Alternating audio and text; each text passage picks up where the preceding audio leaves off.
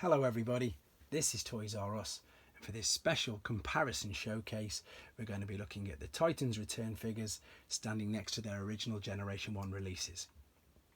What we're going to do with this video, we're just going to do a quick overview of all the figures and their little Nebulan partners' names, and then what I'll do is I'll pick up the camera and we'll have a look at them in a lot more detail. So we're going to start off with the top left, and on the top shelf I've put all the Decepticons, and of course on the shelf or step as it is below I've put the Autobots.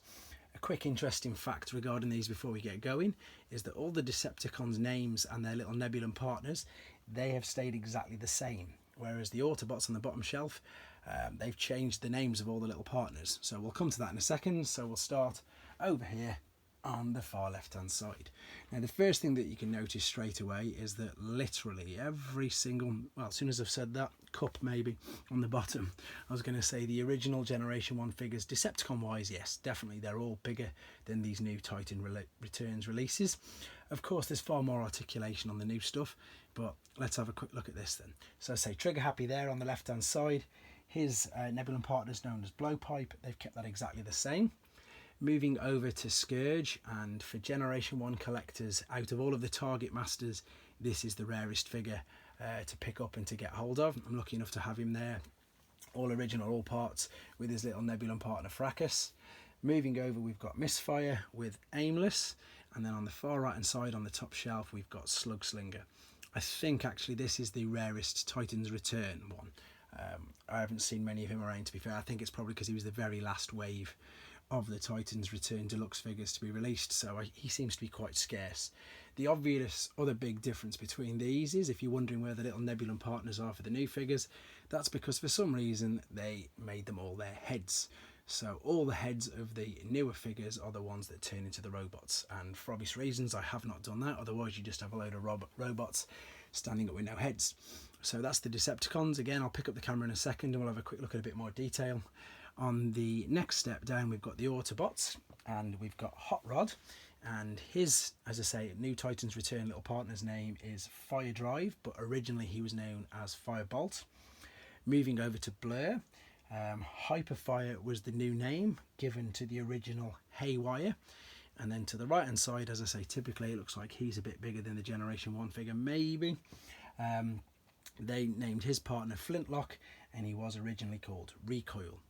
Now with Scourge, and there is Cyclonus, who's a Decepticon Target Master as well, but I haven't put him here because he didn't have a Titans Return remake, so that's the reason why he's not there as well. I do have him on the Generation 1 line, but not as part of the comparison because there's nothing to compare him to. But yeah, the Autobots on the bottom and Scourge at the top, these were already released figures under the Generation 1 line. They just released them a year later with bigger holes to be able to hold the weapons in. So that's why there's a big hole there on the front of Blur's chest, and all of the figures you'll see that their hands, they've got much wider holes in it to be able to carry them. So here we go, as promised, let's pick it up. Let's have a little bit more detailed look. So we got Trigger Happy right here. Unfortunately mine's got a tiny bit of yellowing on, but again the articulation on the new ones is so much more. He's just got the straight legs there in the arms that don't really do anything. Scourge has got loads more articulation, and I think he looks really good actually. Scourge is getting constantly re-released under the Generations line, but I really like this version. I think it looks really good. Misfire as well. Yep, again loads more articulation, and I'm going to show you something with these Decepticons in a second, just when I finish this last one. So there is Slugslinger, and as I say, I'm pretty sure that this is the rarest of the Titans Return versions. Now the big difference with all these is if we just come up and over the back, if you look at all the kibble that's on the back of the Generation 1 versions, you've got half a jet there, half a jet there, etc, etc, whereas with the newer figures they've managed to enclose it all up far better, so that's really good. It means that they're also not top heavy. Sometimes this guy can be quite awkward to balance purely for that reason. Moving down then to the Autobots, and to be fair, I think Hot Rod, he's got so much articulation. I just really struggle trying to get him to stand up actually, because you can see that he moves there, at the knees, absolutely everywhere. And this is what I was referring to earlier. See how large the holes are in his hands there? That's to fit the Target Master inside. Moving over to Blur, same again, great big hole on his chest, and Same with Cup over there. So these, as I say, were the original Generation 1 releases. There's not as much kibble on the back of these. There's still a bit of Cup's truck, a bit of Blair's at the back, and obviously the roof of Hot Rod's car, but nothing mega there.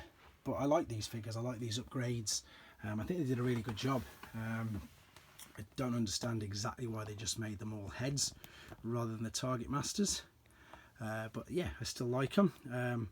This is an ongoing idea I'm going to be doing with lots of comparison videos. As I've said, I know that we didn't do a target master cyclonus, but that's because they didn't have one. I'm going to keep these videos running along as well. Maybe do the ones, you know, the jump starters and Percept and all the rest of the Titans return in the next one. But yeah, keep your ideas coming. Hope you like this. Beauty of this video is, of course, I keep saying it, but it's so true, and people actually comment on this.